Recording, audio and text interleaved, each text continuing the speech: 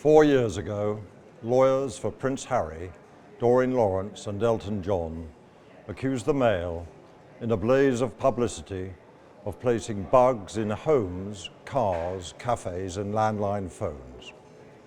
We described those charges, some related to stories that were over 30 years old, as lurid and preposterous. Today, in what was a momentous victory for the Mail, the High Court dismissed every single one of the 97 claims. That is an overwhelming vindication of our journalism.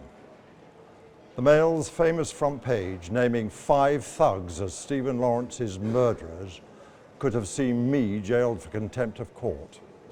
Instead, it triggered the Macpherson inquiry and the eventual jailing of 2 of the killers.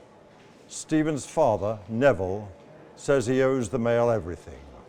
Why Baroness Lawrence, for whom we have always had profound respect and sympathy, chose to turn on both the paper and the brilliant reporter who campaigned for justice for her son for over 2 decades, is something I will never be able to comprehend. Prince Harry wrote a sad book which boasted about his killing of 25 Taliban, his drug taking, and, in cringe-making detail, how he lost his virginity. There isn't a laundry in the cosmos big enough to wash all the dirty linen he has aired about his own family. For him to complain about his privacy being invaded takes not just the biscuit, but the whole tin.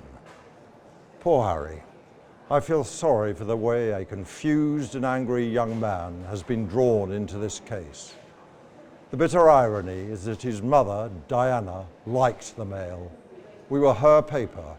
We took her side in her acrimonious breakup with Charles. She and I would speak and meet. The Mail's superb royal reporter was her friend and confidant. The truth is that this trumped-up action, which has cost well over £50 million and wasted a huge amount of valuable court time, should never have been brought to trial.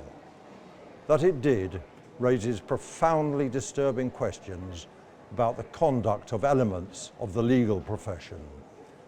Today's verdict is not just a victory for Associated's magnificent journalists, several of whom have had a terrible toll imposed on their health and lives, but a free press generally.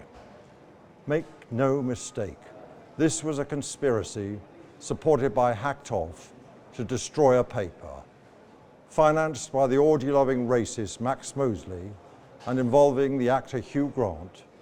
It was also a sinister bid to resuscitate Leveson II and impose statutory regulation on the press, which, even now, is rearing its ugly head in Labour's media green paper.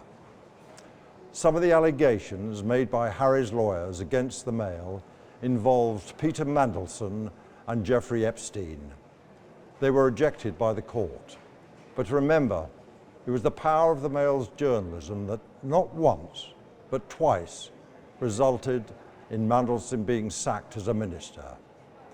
And it was the Mail on Sunday's exclusive picture of Prince Andrew with his arm around 17-year-old Virginia Giuffre in Ghislaine Maxwell's home that ultimately resulted in justice for Epstein's underage victims. Such justice only happened, as with Stephen Lawrence, because of the actions of a free press.